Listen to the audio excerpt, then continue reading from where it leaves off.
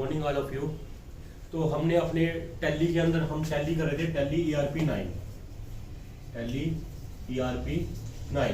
इसमें हमने first day पढ़ा था सबसे पहले तो अकाउंटिंग के बारे में, अकाउंटिंग, उसके बाद कैपिटल, उसके बाद ड्राइंग और उसके बाद पढ़ा था हमने लायबिलिटी। ठीक है जी। आज हम डिस्कस करेंगे एसेट्स के बारे में। देखिए एसेट्स, एसेट्स को हम बोल देते हैं संपत्ति। एसेट्स होती है हमारी संपत्ति।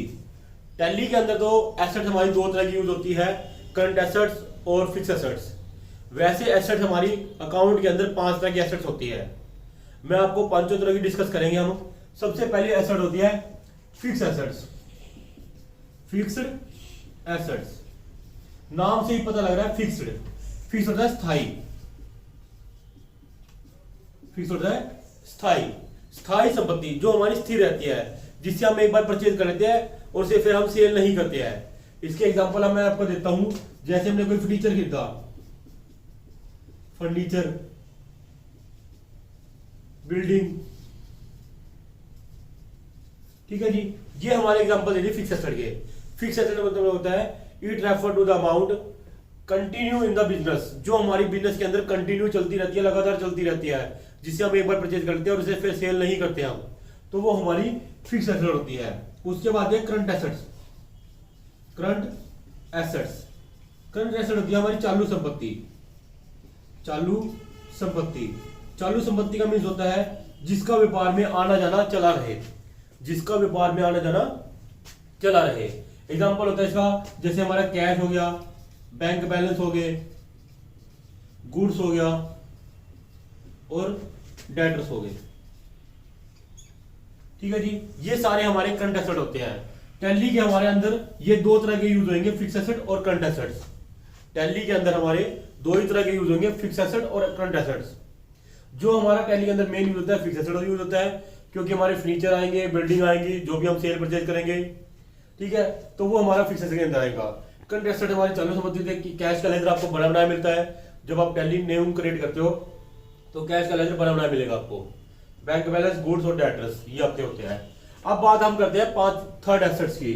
थर्ड जो तीसरी एसेट होती है हमारी, वो होती है टेंजिबल एसेट। टेंजिबल,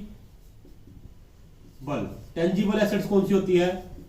वह एसेट्स जिसे हम देख सकते हैं और छू सकते हैं, जो ऐसी संपत्ति जिसे हम देख सकते हैं और छू सकते हैं। एग्जांपल आप उसी को ले लीजिए। कैश को हम देख सकते हैं, छू सकते हैं। बिल्डिंग को देख सकते हैं हम, ठीक है जी, ये हमारी टेंजिबल एसेट होती है। और फोर्थ एसेट होती है हमारी intangible assets. Intangible assets, intangible assets कौन सी होती है? वह संपत्ति, इसे हिंदी में बोलते हैं पूर्त संपत्ति, टेंजिबल को पूर्त संपत्ति, और इसे बोलते हैं अपूर्त संपत्ति। अपूर्त संपत्ति कौन सी संपत्ति होती है? जिसे ना देखा जा सकता ना छुआ जा सकता, जिसे ना देखा जा सकता ना छुआ जा सकता। जैसे किसी फर्म का नाम होना, जैसे हमारे सेंटर का नाम है हार्टोन। अब हार्टोन में क्या है? एक गुडविल है, फर्म का नाम है, ट्रेडमार्क है। इसे ना कोई देख सकता है ना कोई छू सकता है। हार्टोन को कोई ना देख सकता है ना छू सकता है, इसीलिए इसका एग्जांपल आता है गुडविल और ट्रेडमार्क। ट्रेडमार्क, ये हमारे 4 तरह की एसेट होगी। अब हम 5वीं एसेट की बात करते हैं। 5वीं एसेट जो होती है हमारी फिफ्थ एसेट होती है हमारी assets, wasting assets. Wasting assets, wasting asset कौन सी होती है? खराब संपत्ति, वह संपत्ति जिसे हम एक बार इस्तेमाल में लाने के बाद दोबारा इस्तेमाल में ना लाए। एक वह संपत्ति जिस संपत्ति को हम एक बार इस्तेमाल में लाते हैं उसके बाद कोई वो इस्तेमाल में नहीं आती। एग्जांपल, हमने सुबह न्यूज़पेपर लिया, न्यूज़पेपर, तो वो हमने सुबह लिया, वैसे हमारी सुबह वो संपत्ति थी, जब हम उसे पढ़ लेते हैं वो हमारी वेस्टिंग एसेट में चली जाती है।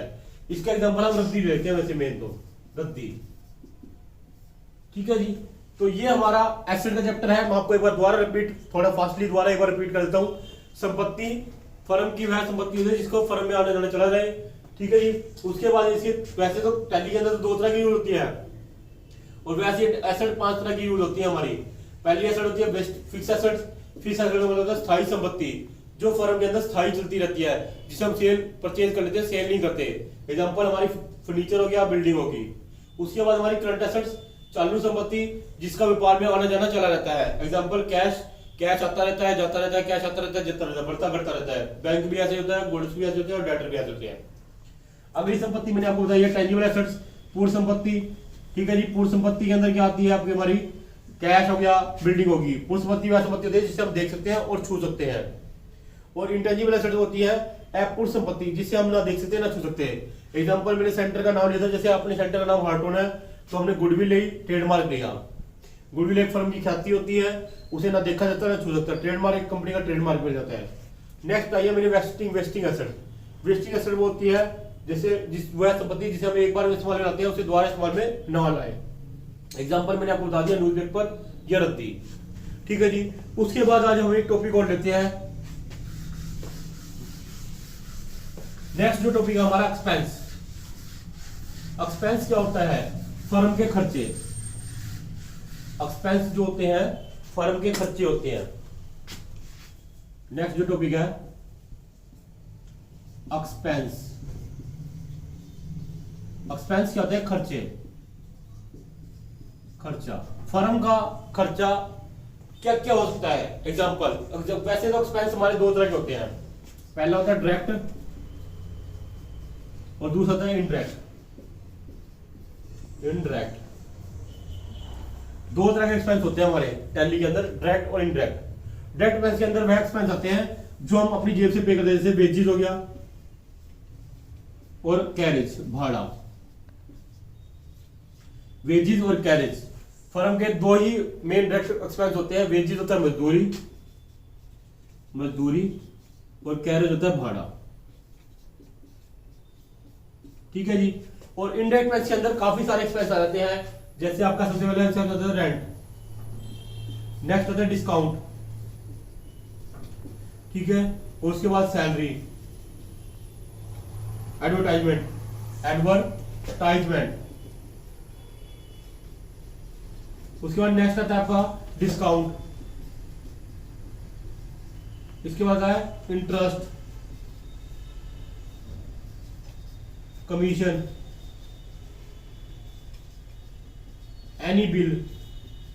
एनी बिल में आपका, एनी बिल का मतलब होता है टेलीफोन बिल आ गया, टी बिल आ गया, इलेक्ट्रिसिटी बिल आ गया, ठीक है जी। ये सभी हमारे एक्सपेंस होते हैं। एक्सपेंस के मतलब होता है खर्चा। कंपनी जो खर्चा करती है, कंपनी दो तरह के खर्चे करती है, डायरेक्ट और इनडायरेक्ट। डायरेक्ट के अंदर आती है आपकी वेजेस, कैरेज, मजदूरी और भाड़ा। उसके अंदर इनडायरेक्ट में अंदर आता है rent, discount, salary, advertisement, discount, दो बार लिख दिया, सॉरी, ठीक है। इंटरेस्ट, कमीशन और एनी बिल्स, ये सारे हमारे इनडायरेक्ट एक्सपेंस के अंदर आते हैं, ठीक है जी। तो आज आपने ये दो टॉपिक पढ़ने हैं, एक्सपेंस का और एसेट्स का। Thank you.